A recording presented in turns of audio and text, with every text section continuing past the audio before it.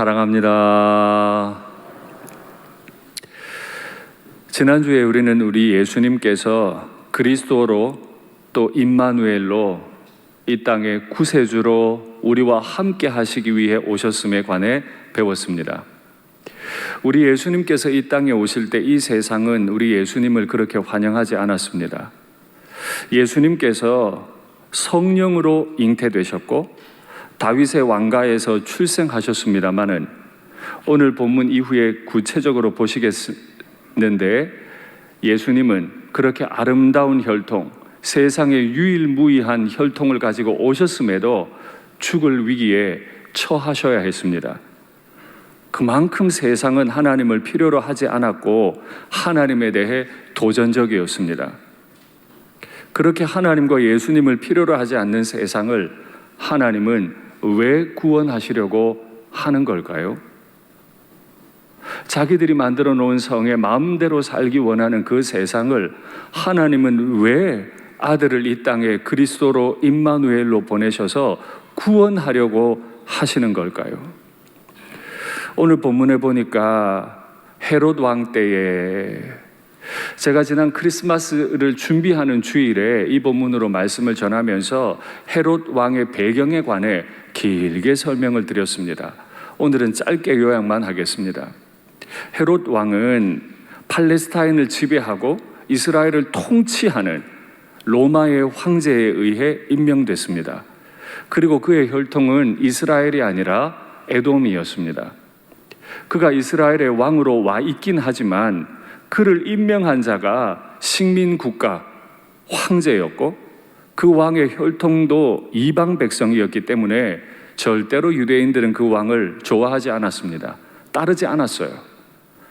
평안하게 다스리려면 환심을 사야 하니까 엄청난 성전, 솔로몬 성전에 버금가는 성전을 지어주려고 했죠.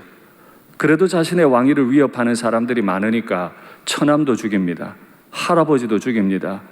어머니도 죽이고 아내도 죽이고 마지막엔 아들들도 다 죽이면서 자신의 왕위를 보존하려고 했죠. 그 헤롯 왕 때에 동방에서 박사들이 예루살렘에 왔다 그래요. 동방은 페르시아라는 걸 여러분 알고 계시고, 박사라는 말은 공부를 많이 한 분야의 전문 학위를 가졌다 그런 뜻이 아닙니다. 이 박사라는 말은 옛날에 별을 보면서 이게 어떤 의미다 하는 점성술사, 마술사, 우상숭배자, 우두머리라는 뜻입니다. 그 점성술사, 마술사들이, 그 별을 보는 박사들이 동방에서부터 찾아왔습니다. 예로부터 별을 보고 점을 치는 사람들은 거의 신적인 존재죠. 신과 직통합니다. 그래서 왕적인 권위를 가지기도 하고 어떤 면에서는 왕 뒤에서 왕을 조종하는 사람이기도 하죠. 그 사람이 그 크고 멀리 있는 나라 페르시아에서부터 여기까지 왔으니까 헤롯 왕 입장에서는 너무 갑작스럽고 초청도 하지 않은 국빈급 인사가 헤롯에게 찾아온 거죠. 그 무게가 얼마나 상당했겠습니까? 그런데 그 찾아온 것도 찾아온 거지만 그의 입에서 나오는 말이 가관입니다. 유대인의 왕이 나셨다는데 어디 계십니까? 자기가 지금 유대의 왕이고 40년째 통치하고 있는데 이 통치를 지키기 위해 자신의 식구들을 다 죽인 왕인데 엄청나고 막대한 돈을 들여 성전까지 지어주면서 왕위를 유지해 가고 있는데 국빈급 인사가 찾아와서 하는 말이 유대인의 왕이 어디 계십니까? 헤롯이 가장 두려워하는 말이 그 귀에 들렸습니다. 헤롯 입장에서는 용납할 수 없는, 자기 자신을 가장 그리고 직접적으로 위협하는 인사가 이 땅에 찾아온 거죠. 그러나 헤롯은 드러내지는 못해요. 조용히 없애야 하니까. 그런데 오늘 이 유대인의 왕이라는 표현에 한번 집중해 보십시오. 오늘 말씀의 제목이기도 하죠. 유대인의 왕으로 나신 분, 나신 이. 왜 유대인의 왕일까요? 동방의 페르시아에나 서방의 로마에서나 별을 보고 관측하는 사람들 중에 왕의 별이 있다고 믿었어요. 동방의 페르시아에서 점성술사들이 가만히 하늘을 보고 있는데 아주 신기한 별이 일반 별과 달라요. 우리가 아까 찬송했죠. 수많은 별들 빛나나 주 예수 빛은 더 찬란하다. 정말 강력하고 찬란한 어떻게 표현할 수 없는 빛이 하늘을 강력하게 이끌고 있어요. 그걸 보고 왕이 나셨구나. 저건 왕이 아니군 설명이 안 돼. 그 별을 따라와 보니 유대예요. 그러니 박사들 입장에서는 유대의 왕이 나셨구나. 그래서 수도로 찾아왔죠. 예루살렘 왕궁에 와서 유대의 왕이 나셨으니 내가 좀 뵙기 원합니다. 이렇게 된 거죠. 그러나 헤롯은 그 말을 견딜 수 없어요. 왜 유대인의 왕이라고 했을까요? 이사야 49장 말씀으로 확인하시죠. 여인이 어찌 그 젖 먹는 자식을 잊겠으며 자기 태에서 난 아들을 긍휼히 여기지 않겠느냐. 그들은 혹시 잊을지라도 나는 너를 잊지 아니할 것이라. 유대 백성이 하나님을 끝까지 반역하다가 멸망당해요. 그 멸망당할 걸 예언하던 이사야가 갑자기 태도를 바꾸어서 하나님의 비유어인 여인이 어찌 젖 먹는 자식, 유대 백성들을 어찌 잊겠으며 자기 배 아파 낳은 자기 태에서 난 아들을 긍휼히 여기지 않겠느냐. 그들은 어미를 잊을지라도 나 그 여인 여호와는 내 백성 유다인들을 잊지 않을 거야. 내가 너를 내 손바닥에 새겼고 너의 성벽이 항상 내 앞에 있나니. 우리 예수님은 예언된 대로, 이사야가 700년 전에 예언해둔 대로 젖먹이로 여겨주시고 내 배 아파 낳은 내 자식이라고 여겨주시고 잊지 않으려고 손바닥에 새겨놓은 그 이름으로 유다 백성을 사랑하고 계시기 때문에 오늘 나신 이 아기는 유대인의 왕으로 오신 줄 믿습니다. 우리는 우리의 왕 하나님 아버지를 잊어버려도 하나님은 나를 품에 있는 젖먹이를 잊을 수 없듯이 내 배 아파 낳은 내 새끼 절대 못 잊듯이 마치 손바닥에 새겨놓은 이름과 같이 절대 잊으시지 않으시는 사랑을 우리를 향해 하고 계시기 때문에 우리가 하나님을 필요로 하지 않아도 오히려 하나님께 반역하고 도전해도 하나님은 그 외로운 밤에 아들을 이 땅에 보내신 줄 믿습니다. 우리가 그의 별을 보고 동방에서 경배하기 위해 여기에 왔습니다. 제가 예전에도 한번 질문 드린 적이 있죠. 오늘은 거기에 대해 답을 드리겠습니다. 별이 하늘 위에 떴다고 가정하겠습니다. 우리가 차를 타고 가면 아이들이 이런 말 하죠. 아빠, 별이 우리 따라와요. 아빠, 달이 우리를 따라와요. 왜 그렇죠? 너무 크고 너무 광활한 하늘 위에 떠 있기 때문에 그 별은 어디서 보든 그 위에 있어요. 동방에서 그 별을 보고 따라왔는데 어떻게 악이 있는 곳 위에 별이 있을 수 있죠? 일산교회 위에 있는 것 같기도 하고 후곡성당 위에 있는 것 같기도 하고 제자광성교회 위에 있는 것 같기도 하고 서울에 있는 교회 위에 있기도 하고 저기 부산에 있는 어느 교회 위에도 별이 있는 것 같을 텐데 어떻게 그 별이 이 베들레헴 아기 있는 곳 위에 인도하는 별이라고 확신할 수 있습니까? 그래서 이 별은 그 별이 아니라고 생각하셔야 합니다. 아주 반짝반짝 빛나고 있는 우리가 성탄 시즌에 예쁘게 장식하는 그 별이 아니라는 말입니다. 그렇게 나타난 별이 아니에요. 독일어 성경을 한번 확인하시죠. 노랗게 표시해 놓은 아우프게엔이라는 말은 일어난다는 뜻이죠. 스테른이라는 말은 별이라는 뜻입니다. 그의 별이 확 일어나는 걸 우리가 보았다. 별이 다른 별들과 함께 이렇게 다른 별들과 함께 떠오른 게 아니고 별이 확 일어난 거죠. 그 별이 인도하여 가다가 악이 있는 곳 위에 머물렀다. 이게 뭘 뜻할까요? 이사야 60장 말씀 확인하겠습니다. 일어나라, 빛을 발하라. 이는 내 빛이 이르렀고 여호와의 영광이 내 위에 임하였음이니라. 보라, 어둠이 땅을 덮을 것이며 캄캄함이 만민을 가리려니와 오직 여호와께서 내 위에 임하실 것이며 그의 영광이 내 위에 나타나리니. 반복되는 거 보세요. 여호와의 영광이 내 위에, 여호와께서 내 위에, 그의 영광이 내 위에 임하였음이니라. 임하실 것이며 나타나리니. 나라들은 내 빛으로, 왕들은 비치는 내 광명으로 나오리라. 아멘. 하나님께서 그날 밤에 인류를 위한 구세주를 이 땅에 보내시고 마치 출애굽하던 백성들을 인도하기 위해 불기둥을 보내서 그 말할 수 없는 영광으로 인도하신 하나님이 동방에서 증인들을 불러오시기 위해 그 별 영광으로 나타나셔서 그 마술사들로 하여금 왕이 났구나 깨닫게 하시고, 이곳이 바로 아기가 머무는 집이야, 너희가 이곳에 가서 왕을 만날 수 있을 거다. 구체적으로 그의 영광으로 일어나시고 인도하신 하나님이신 줄 믿습니다. 하나님이 이렇게까지 하세요. 그래서 하나님의 별명은 조강지처 빈천지교 바보 하나님이세요.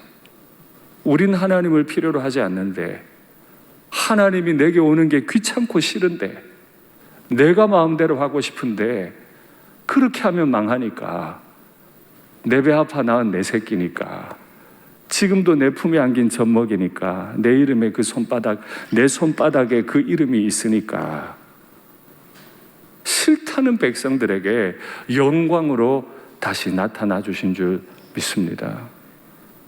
이제 우리가 경배하러 왔습니다 하니까 난리가 났어요. 성령으로 잉태되신 왕, 다윗의 왕가에 오신 왕, 모두가 환영해야 될 텐데, 모두가 영접해야 되는데, 머릿속에 든 게 너무 많아서, 생각이 너무 많아서 그 왕을 아무도 영접 안 해요. 오늘 본문에 보니까 헤롯과 온 예루살렘이 소동한지라, 소동할 수밖에.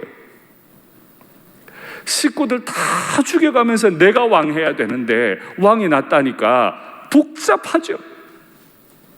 이제 또 저 복잡해진 헤롯이 무슨 짓을 어떻게 하고 또 누구를 죽일까? 온 예루살렘 시민들은 생각만 해도 끔찍하죠.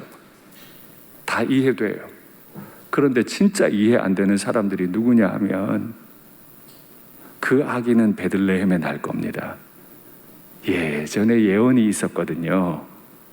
성경을 다 알고 있는 성경 박사들, 그들도 소동했습니다.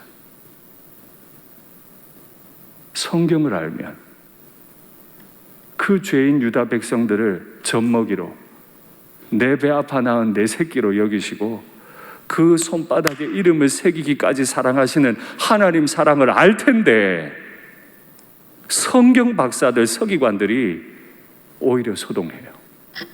왜 그럴까요? 성전은 내 마음대로 돼야 되거든요. 교회가 내 마음대로 돼야 되거든요. 그런데 진짜 교회 주인이 오시면 마음대로 못 하거든요. 그러니 소동해요. 헤롯이 소동하는 것도 봐줄 수 있어요. 예루살렘 백성들이 소동하는 것도 봐줄 수 있어요. 그런데 그리스도인들이 소동하는 건 도저히 못 봐주죠. 자기 주인이 오시는데 싫어해요. 문제가 돼요. 묻겠습니다. 나는 날마다 나의 주인을 마음으로 모시고 있습니까? 내 자녀를 기를 때 내 주인의 방식으로 기르고 계십니까? 내가 교회를 섬길 때 내 주인의 방식으로 섬기고 계십니까? 내 방식으로 하고 계십니까? 우리 중 그 누구도 우리를 불쌍히 여기셔서 우리가 필요 없다고 하는데도 구주로 오시고 임마누엘로 오신, 유대인의 왕으로 오신 우리 예수님을 마음에서 소동하지 말고 영접하면 좋겠습니다. 천국은 이와 같아요. 모든 사람들에게 주어졌지만 모든 사람들이 영접하는 나라가 아니에요. 그래서 천국은 배타적이에요. 하나님은 누구를 막 일일이 가려내가지고 너는 무조건 지옥, 너는 무조건 천국, 이런 분이 아니시죠. 모든 사람을 향해 열려있고 모든 사람을 향해 초청하는 나라죠. 내가 주인이 되고 싶은 사람은 그 나라 못 들어가요. 내가 주인이 되고 싶은 내 가정, 내가 주인이 되고 싶은 내 교회, 그렇게 섬기면 절대 내 가정과 교회에는 천국이 만들어지질 않습니다. 하나님의 나라가 우리 가정과 우리 교회와 우리 내면에 임하기를 간절히 바랍니다. 그랬던 사람이 있죠. 10대 초반의 소녀였는데 내 뱃속에 갑자기 아기가 생긴대요. 그런데 그 아기가 하나님의 아들이래요. 환영했습니다. 두렵지만 영접했습니다. 10대 중반의 아이인데 자기 아내가 결혼도 안 했는데 나랑 잠자리 안 했는데 아기 가졌대요. 너무 두렵지만 그 뱃속의 아이가 하나님의 아들이래요.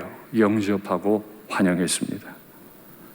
하나님을 필요로 하지도 않고 하나님을 향해 반역하는 죄인들을 하나님은 영접하셨습니다. 나는 그 하나님을 영접합니까?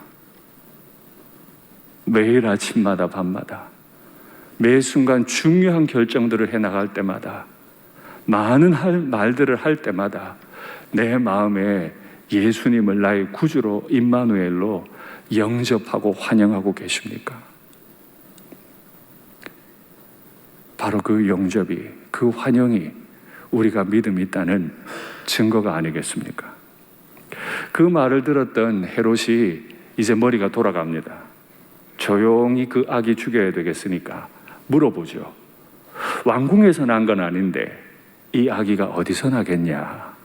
성경 박사들은 잘 알죠. 선지자의 예언을 따라 유대 땅 베들레헴, 그곳에서 납니다. 왜냐하면 너에게서 다스리는 자가 나와서 내 백성의 목자가 될 것이다 예언하셨기 때문입니다. 베들레헴은 예나 지금이나 이스라엘에서 가장 산골 동네예요.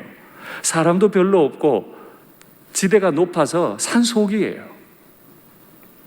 그런데 예수님이 그 자리에 나셔야 했던 이유는 누가의 증언에 따르면 그 동네는 베들레헴의 다윗의 동네였거든요. 다윗의 가문에 다윗의 동네에서 나신 예수님, 완벽하게 다윗의 혈통으로 나시기 위해 베들레헴에서 나셨어요. 그런데 그 베들레헴에서 나시는데 뭘 위해 나셨다고요? 다스리는 자가 그 베들레헴으로부터 나와서 내 백성의 목자가 되리라. 예수님의 족보를 살펴보면 참 많은 왕들이 나오죠. 말씀드렸습니다만 모든 왕들이 기록된 거 아니고 14대씩 자르기 위해서 생략된 왕들도 많죠. 지금도 유대 땅에는 왕이 있죠. 헤롯 대왕. 기억하세요. 그들은 다 다스리려고만 했던 왕이에요. 예수님의 조상 중에 아주 따뜻한 왕도 몇 있었습니다만 거의 대부분 왕들, 그리고 현재 유대 땅을 다스리는 왕은 다 다스리려고만 했지, 권위를 가지고 권력을 가지려고만 했지 목자가 되질 않았어요. 너에게서 다스리는 자가 나와서 목자가 되리라. 목자가 안 돼요. 왕 권력을 가지고 쥐락펴락하는 사람, 내 마음대로 하는 사람.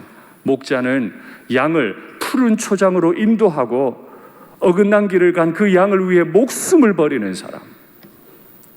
예수님은 저마다 왕 노릇하겠다는 사람들이 다스리고 있는 이 세상 가운데 우리를 생명샘으로 인도하실 목자이신 줄 믿습니다.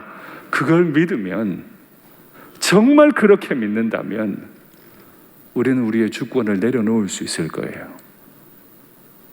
왜냐하면 주님께서 목자 되셔서 우리를 하나님 아버지 앞으로 푸른 초장으로 인도할 게 확실하니까.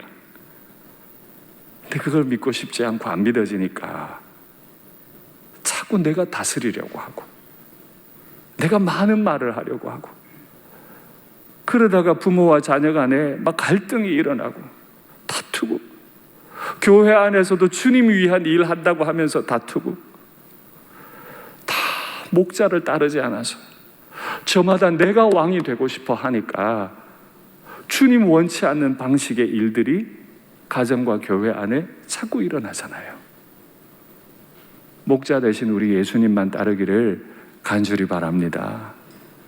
그 말을 들었던 동방에서 온 박사들이 왕궁을 나서니까 별이 또 인도해요. 별이 인도하여 가다가 악이 있는 곳 위에 머물렀더니 박사들이 그 별을 보고 크게 기뻐하였더라. 아멘. 우리도 그 별을 보고 그 하나님의 임재하신 영광을 보고 크게 기쁘기를 바랍니다. 이게 없어서 문제 아닐까요? 살아가다 보면 마음 편한 사람 누가 있겠어요?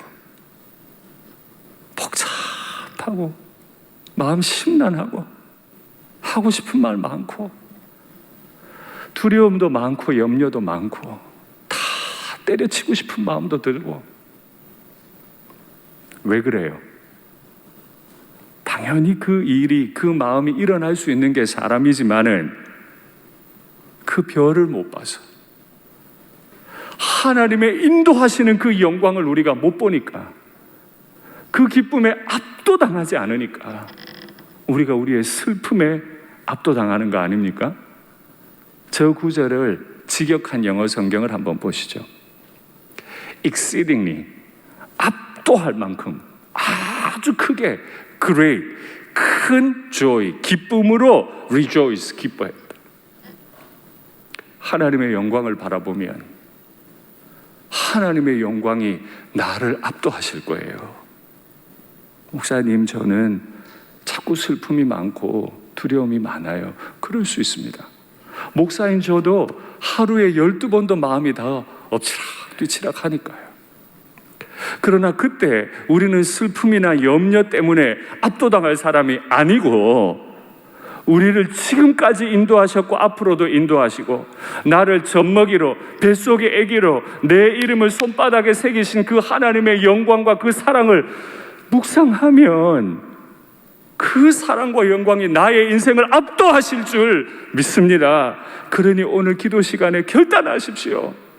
내가 바라보고 싶은 곳 너무 많지만, 내 눈을 끌어가는 빛들이 너무 많지만, 찬란한 그 빛 하나, 영광의 빛 하나, 하나님의 빛만 바라보는 눈을 달라고, 그래서 이 길 반듯하게 걸어갈 수 있게 해달라고, 악이 계신 곳까지 갈 수 있게 해달라고 하나님 앞에 기도하면 좋겠습니다. 성경을 박사처럼 알아도 아기 예수님 나신 걸 기뻐하지 않았는데, 우상 숭배자들은 압도되는 기쁨으로 기뻐했어요.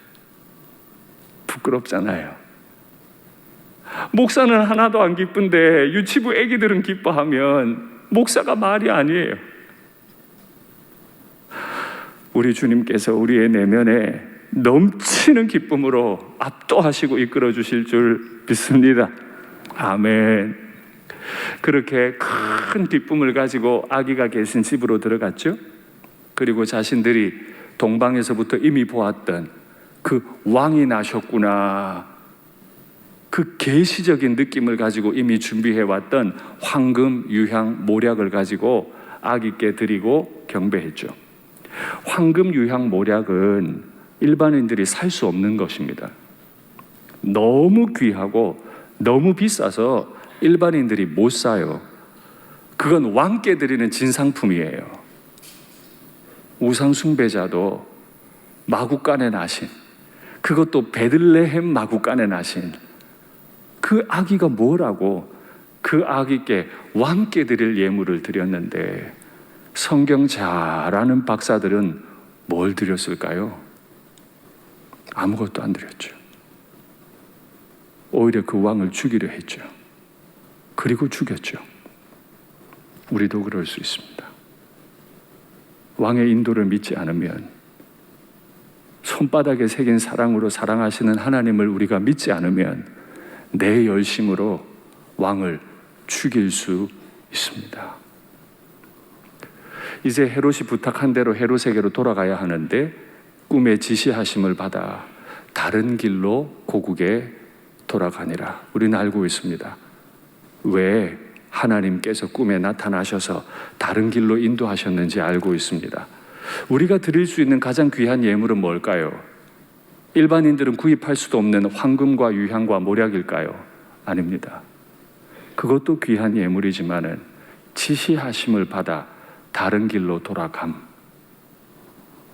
하나님의 인도를 충실하게 따르는 순종이 우리가 드릴 수 있는 최고의 예물인 줄 믿습니다. 내가 드린 나의 황금과 유향과 모략을 받으신 그 아이가 내가 순종하지 않으면 헤롯의 칼에 죽을 거예요.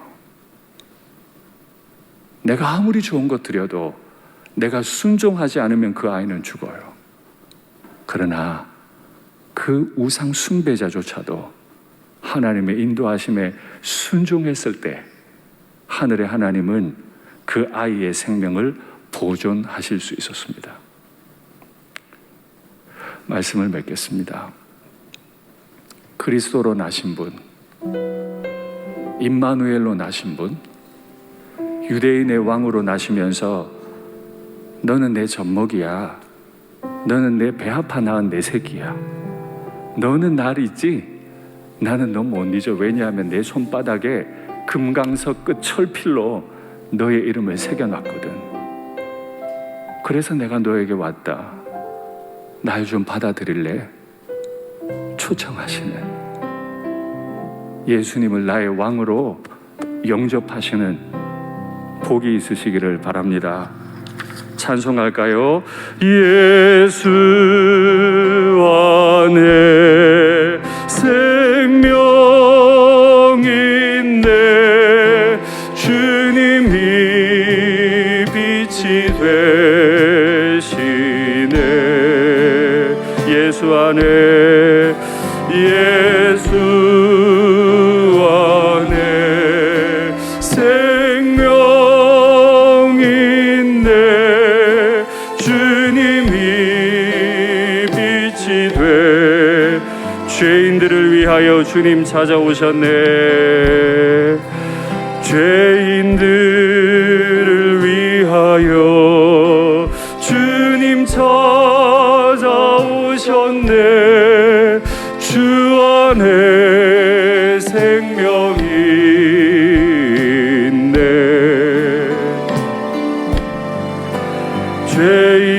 죄인들을 위하여 주님 찾아왔으나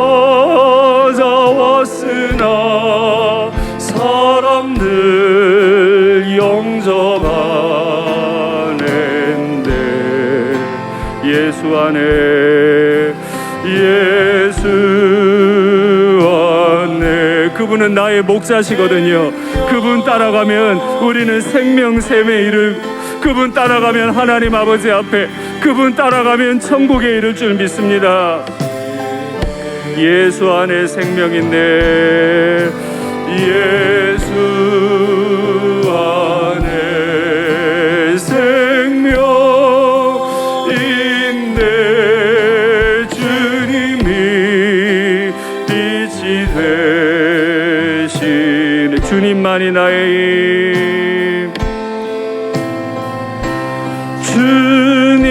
주님만이 나의 힘, 나의 방패, 나의 참소망, 나의 몸 정성 다 바쳐서 주님 경배합니다. 주님은 내게 금보다 더 귀하십니다. 금보다 귀한 나의 주님, 내게 만족 주신 주, 당신만이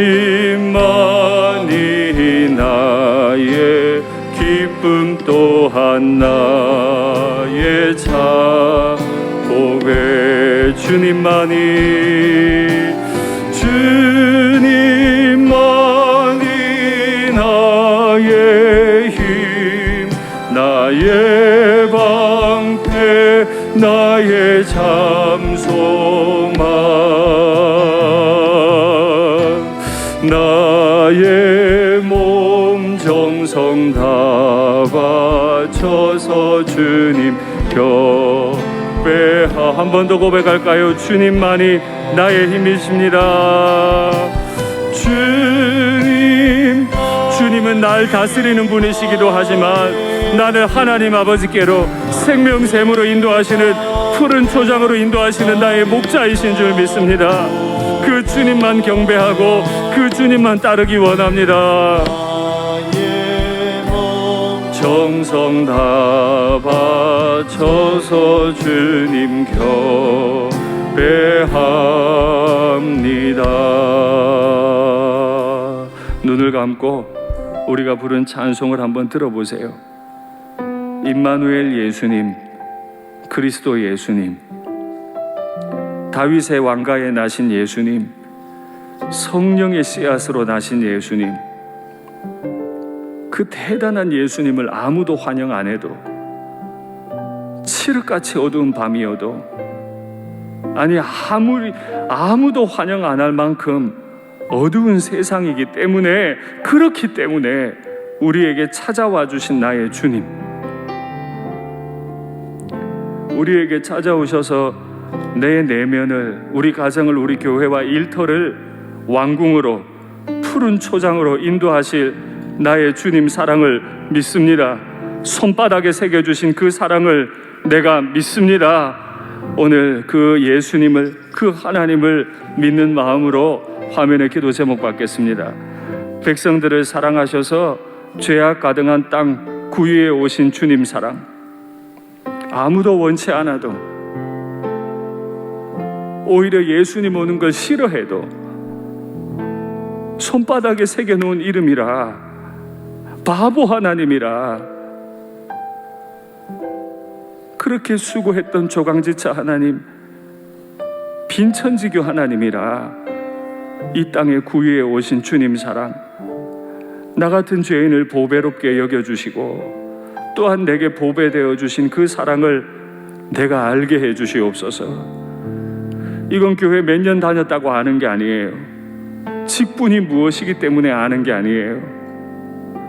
고요히 엎드려야 알 수 있어요.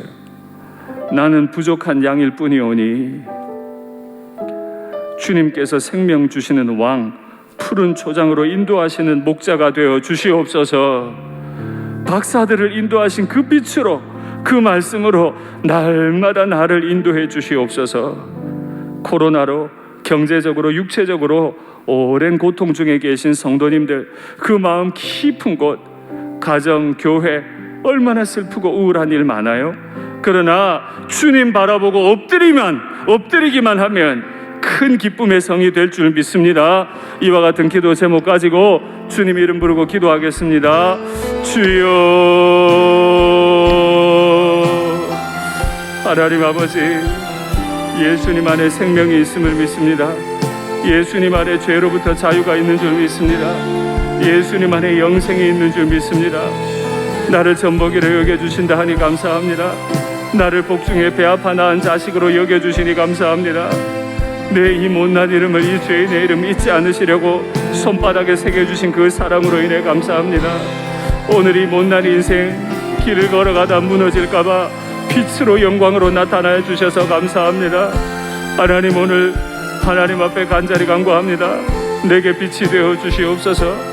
이 어둠 가운데 오신 하나님 아버지의 내 사랑을 깨닫게 하여 주시옵소서. 이렇게 하나님을 필요로 하지 아니하며 예수님 오시는 것을 극도로 싫어했던 그 백성들 사랑하셔서 이 땅에 오신 나의 하나님을 내가 믿습니다. 그것도 베들레헴 산골짜기 말구유에 나신 나의 예수님을 내가 믿습니다. 동방의 우상 숭배자들도 하나님 앞에 엎드려 경배하고 예물 드렸는데, 하나님이 못난 인생도 하나님 앞에 엎드려 경배할 수 있도록, 진실로 하나님 앞에 엎드려 경배할 수 있도록 날 만져주시옵소서. 내 성질대로, 내 염려대로 인생을 무너뜨리지 아니하게 도와주시며 나를 푸른 초장으로 인도하실 나의 목자 예수님, 나를 늘 통치하시고 다스려 주실 나의 왕 예수님, 그 예수님을 마음에 영접하며 한 걸음 한 걸음 걸어갈 수 있게 도와주시옵소서. 때로는 자녀들과의 갈등이 내 마음을 후벼팝니다. 때로는 경제적인 어려움이, 때로는 육체적인 고통이, 때로는 연로하시고 연약해지시는 부모님이 내게 기도의 제목이 되기도 합니다. 아버지요, 아버지, 우리 교우들의 마음을 위로하시며 그 고달프고 힘들고 포기하고 싶은 그 모든 환경 가운데 주님 통치하시고 나타나 주시고 그 큰 기쁨으로 압도하여 주시기를 주여 간절히 원합니다. 우상 숭배 박사들도 그렇게 하나님을 알았는데 하나님의 영혼을 깨우사 예수님의 사랑을 알게 하여 주시고 예수님을 믿게 하여 주시고 그 길로만 걸어갈 수 있도록 우리를 도와주시옵소서. 하나님이 어려운 때에 내 새끼들 예수님 잘 믿기 원합니다. 예수님 사랑하기 원합니다. 멀어지지 않기 원합니다. 주님께 더 가까이 있기 원합니다.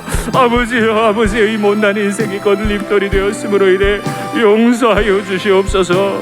아버지, 아버지, 내 새끼들에게 간섭하시고 예수 믿게 하여 주시옵소서. 예수님 믿게 하여 주시옵소서. 사랑의 하나님 아버지, 참 우리가 고달픕니다. 아무리 잘하려고 애써도 모자람이 많습니다. 내 자식들 걱정이 돼서 한 소리 하면 그 자식들은 마음 상해합니다. 교회 일도 잘해보려고 하지만 자꾸 마음이 맞지 않기도 합니다. 일터에 가서도 멋있게 선교사로 살고 싶지만 내게 주어진 업무 하나 감당하기가 힘들 때도 있습니다. 엄마로, 아내로 사는 것이 즐거웠지만 어느덧 이것이 내게 너무 고생스럽게 느껴지기도 합니다. 경제적인 궁핍이 날 너무 쪼들리게 하고 오랜 육체의 연약함이 날 자신감을 잃게 하기도 합니다. 길어지는 코로나로 인해 고통당하기도 합니다. 온통 내 마음에는 두려움과 염려와 짜증밖에 없습니다. 아버지, 내게 오셔서 나의 목자가 되어주시고 나와 내 새끼들을, 우리 교우들을 푸른 초장으로 인도하여 주시옵소서. 그 샘물 마시며 쉴 수 있게 도와주시옵소서. 코로나로 고통당하는 이 땅과 온 세상에 왕의 영광이 나타나게 하여 주시옵소서. 주 예수님 이름으로 기도하옵나이다. 아멘.